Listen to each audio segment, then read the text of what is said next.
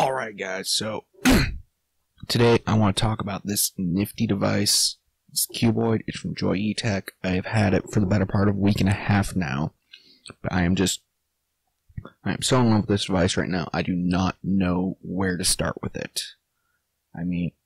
Well, let's start from the beginning, the part that had me sold from the minute I picked it up. 100-watt pulse. What's that mean for anyone not super involved with with what's going on with these?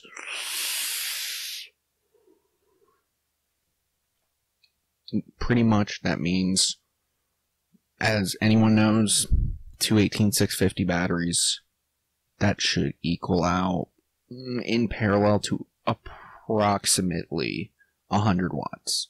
But now you've got to be wondering, how do some of these boxes, a lot of them claim 150, 200 watts. This thing came from the factory 150.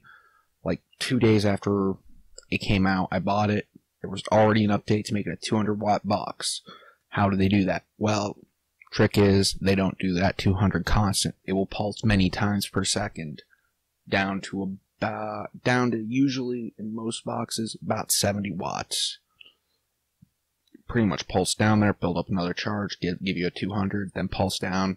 And like I said, it will do this many times per second, well over the 60 frames per second your computer's showing games, movies, whatever at. So that should really give you an idea. So 100 watts out of this thing. That 100 watts is in fact 100 watts. 150.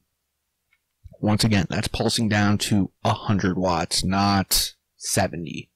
It is a much better box. That was the big point on this thing that had to be sold from the get-go. It will hit harder than virtually anything else I own. Now, this thing actually has a bunch of other neat little features. Number one being, once again, I've already talked about the firmware update. I picked it when I got it. It brought it up to a 200 watts. That alone, take it or leave it. Usually, if you're building low enough that you need more than 150, and honestly, that you would want more than 150. Usually, you're probably using something that uses much bigger batteries. These batteries generally 3.7 volts, about 35 amps. It's a lot more than these batteries are meant for to go up to the full 200 or what have you. Though it is fun from time to time, and probably pretty dangerous too now I think about it. That much being said, this firmware update also gives you this neat little thing called smart mode, smart whatever. I don't know what the hell it means, but what I do know is I can take this thing on, this particular RDA, this particular build off at this exact point in time in smart mode, throw on, say what I got in here, which is, I have no clue what it is really. I haven't used that thing in forever, but then I can set that off at whatever, I don't know, 40 watts, something like that. I can take that off, put this one back on, and it will go back to what I had it set at most recently, and it's got like 3 or 4, rid of space for 3 or 4 different settings, which is really nice if you switch between tanks, if you switch between, I don't know, I think Hanger makes a couple different coils for their sub-ohm tank. So that is a really nifty thing. It's got all the basic stuff you'd expect from temp control boxes right about now. You have your nickel, your titanium, your stainless steel, which, truth be told, I haven't gotten to mess with yet. Haven't had the wire in for it.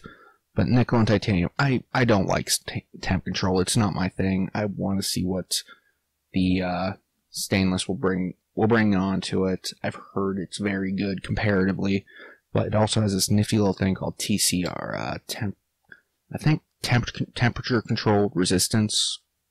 Don't quote me on that. It's rough. But what will that do? Pretty much what that's going to do is it's going to, it allows you to fine tune your adjustments. Say you have, I don't know, imperfections of the wire. From one roll of wire, they're all, as far as resistance ratings, plus or minus 10%. That's just the way it is. I imagine temp control is the exact same way. So this is going to give you that room to fine tune it, get it to exactly where you want it. I'm like I said, I'm not very good with temp control, but I believe that to be, I guess, more or less important, just to take a wild guess. I mean, like I said, this thing, it's amazing. Like I said, 2 batteries in this thing, and I mean, look at the footprint of this. This is barely big enough for 2 batteries as is. So it is incredibly small unit, but for its size, I mean, this thing is heavy. I mean, 200 something grams. I know that doesn't sound like much, especially for those of us in the English world, where, grams aren't really a thing we give a damn about. But I'd say there's probably about a quarter pound or so here. I mean, granted, I have batteries in it, but, so, I mean, I'm roughly estimating for that, I'd say it'd probably be about half a pound when you got some batteries and a device on it. But, I mean, still, for this size, that is massive and a half. You got your interesting little trapdoor battery latch, so this thing ain't falling off on you during normal use. It will not. Actually, yeah, that is still pretty heavy. You got your display, which it's not going to show now because there aren't any batteries in it, but, it'll show you everything. It'll tell you how many puffs you've done, how many you're planning, how long your device has been running, how, your coil ohms, your voltage, how many amps you're drawing from your batteries at any given point. And actually, now that I got them back in there, I don't know if that'll show up very well. It gives you a digital, helps if I put it in the right direction. It gives you a digital readout on on how full your batteries are. And man, that didn't. And I mean, like I said, the 100-watt pulse is the real selling point for this thing. I mean, I got like my old K200, my heat vape doesn't count. An old Smock box. They're all good, fine, dandy. But this is the first one that's actually gotten my attention. Oh look, I shorted everything out. Whoops. Well, that's my own thing. But I mean, anyways, I'm gonna have to tell you, and it's very rare that I actually get a device in that I would recommend that you drop everything if you bought anything within the past year and go get. But this has to be it. Like I say, it's called the Cuboid. If the metal look isn't your thing, it does actually come with, I know of white, I've heard of black.